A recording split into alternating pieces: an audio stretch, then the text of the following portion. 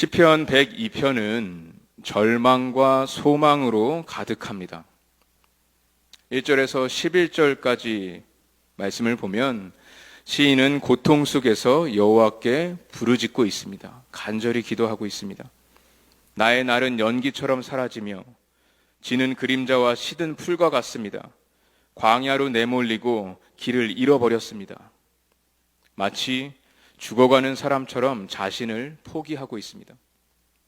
하지만 오늘 우리가 읽은 12절부터 마지막 28절까지 말씀을 보시면 시인의 시선은 지금 자신의 상황과 상태가 아니라 하나님을 바라봅니다.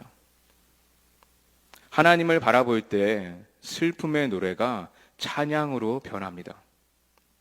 12절 말씀을 보시면 여호와여 주는 영원히 계시고 주에 대한 기억은 대대에 이르리이다. 영어 성경을 찾아보면 첫 단어가 But you, O Lord, 그러나 주님은 이라고 시작합니다. 반전이 일어납니다. 자신의 무상함과 전혀 다른 하나님의 영원함을 찬양합니다. 주는 영원히 보좌에 앉아 계시며 그의 이름의 권세가 영원히 이어집니다 라고 고백하고 있습니다. 인간인 우리는 죽어가는 피조물이고 시간이 지나면 모든 것이 변하여 가치나 의미 없이 허무하게 사라지지만 여호와 하나님은 영원히 살아계신 우리의 주님인 줄 믿습니다. 하나님은 영원히 그의 백성을 지키시는 신실한 보호자이십니다. 영원한 하나님을 기억하고 기대하는 것은 오늘 우리의 삶에 소망을 줍니다. 시인은 하나님을 대대로 영원히 기억할 것을 지금 찬양하고 있습니다. 13절 말씀을 보시면 주께서 일어나사 시온을 긍휼히 여기시리니 지금은 그에게 은혜를 베푸실 때라 정한 기한이 다가옴이니이다. 선하신 하나님의 성품을 지금 묵상하고 있습니다. 하나님이 그의 백성에게 은혜 베푸실 것을 확신하고 있습니다. 하나님의 긍휼과 은혜로 지금 시온이 겪고 있는 고통을 완전히 바꾸실 것을 소망하고 있습니다. 정확한 때에 아주 적절하게 선을 행하실 하나님을 찬양하고 있습니다. 구원의 소망은 하나님의 선하심 위에 세워져 있습니다. 하나님의 은혜로 모든 것이 회복될 것을 기도하면서 지금 기대하고 있습니다. 시온의 회복은 모든 이스라엘 백성이 원하는 만큼 하나님의 큰 은혜가 필요합니다. 14절에서 16절까지 말씀을 보면 시온의 회복을 재건하는 하나님을 보면서 그의 백성들이 기뻐하고 있습니다. 하나님의 은혜로 예루살렘이 회복되면서 그의 백성들뿐만 아니라 세상의 모든 왕들도 여호와의 이름을 경외합니다. 하나님의 은혜를 받은 모든 사람에게 지금 하나님의 능력과 영광을 나타내셨습니다. 17절 말씀을 보시면 여호와께서 빈궁한 자의 기도를 돌아보시며 그들의 기도를 멸시하지 아니하셨도다. 아멘. 출애굽 때부터 무너진 예루살렘을 재건하는 하나님을 보면서 이스라엘은 하나님께 소망을 가집니다. 이스라엘은 은혜가 필요한 그 백성의 기도를 멸시하지 않으시고 간절히 부르짖을 때 응답하실 그 하나님을 신뢰하고 있습니다. 고통 가운데 있을 때 우리는 나의 기도가 무시되거나 쓸모없는 것처럼 느낄 때가 있습니다. 다른 사람들이 나의 기도를 멸시한다고 생각할 수도 있습니다. 절망한 나와 같이 또는 다른 사람들처럼 하나님도 나의 기도를 멸시할까 봐 두려워할 수도 있습니다. 하지만 그때 우리가 오늘 이 말씀에 따라서 우리의 기도를 하나님께서 반드시 들으시고 응답하실 줄 믿습니다. 하나님께서 그 응답하심에 따라 우리가 큰 위로와 은혜를 받을 줄 믿습니다. 간절한 마음으로 드리는 가난한 자의 기도에 하나님께서 항상 귀를 기울이고 계십니다. 말씀을 보면 영원하고 위대하고 영광스러운 하나님께서 우리의 기도를 살펴보고 계십니다. 우리의 기도를 소중히 여기고 기뻐하십니다. 우리의 간구에 응답하시고 은혜를 주십니다. 18절 말씀을 보면 이 일이 장래 세대를 위하여 기록되리니 창조함을 받을 백성이 여호와를 찬양하리로다. 하나님의 은혜를 경험했던 부모 세대가 그 받은 은혜를 기록해서 자녀 세대에게 전해줍니다.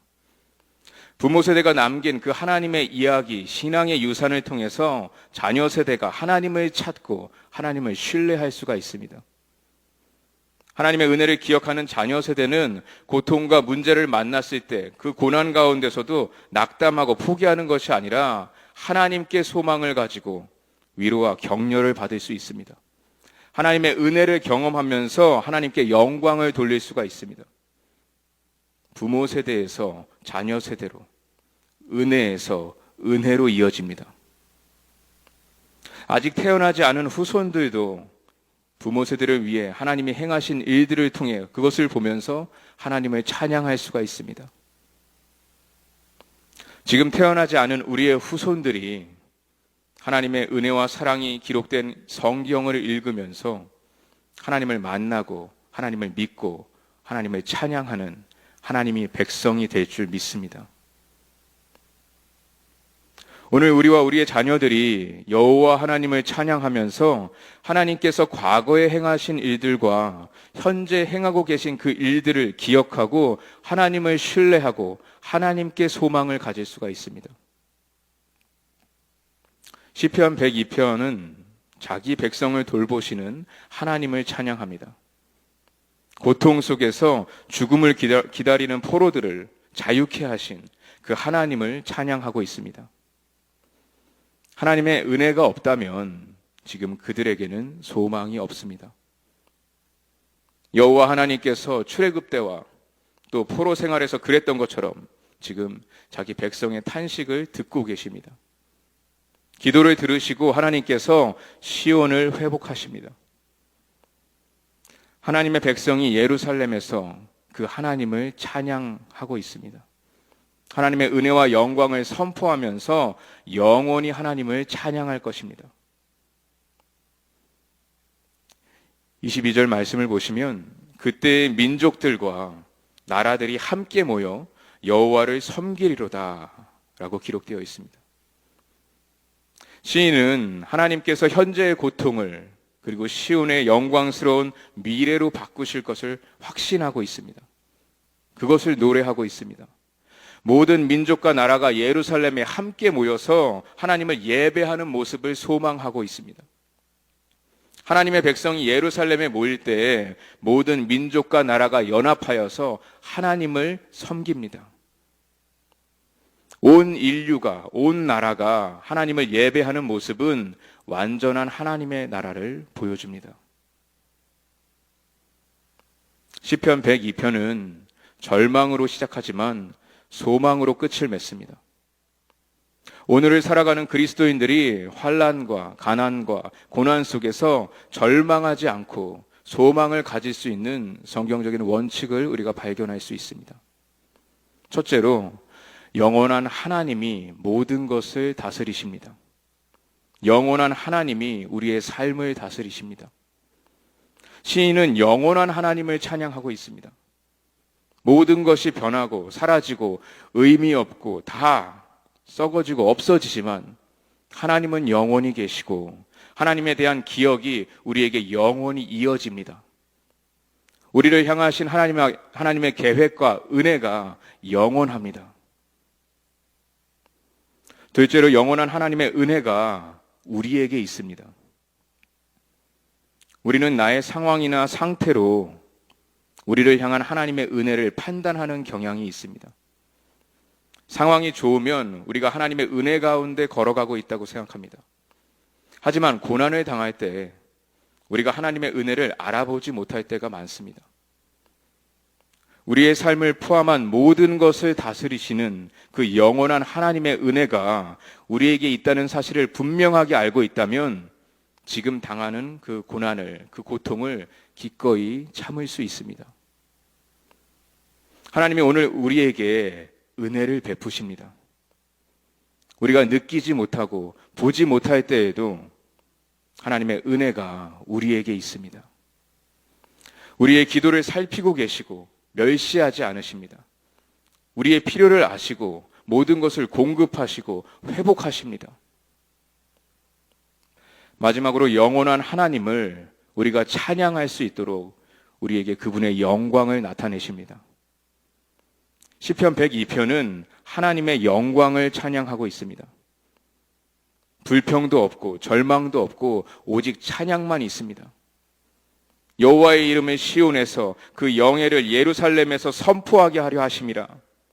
그때 민족들과 나라들이 함께 모여 여호와를 섬기리로다. 아멘. 하나님의 영광을 볼 때 우리는 하나님을 찬양할 수밖에 없습니다.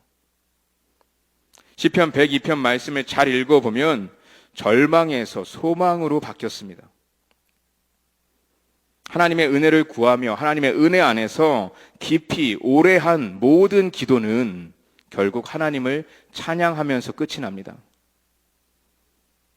오늘 나의 삶이 시편 102편의 처음 부분처럼 고통과 절망으로만 느껴지는 분이 계십니까?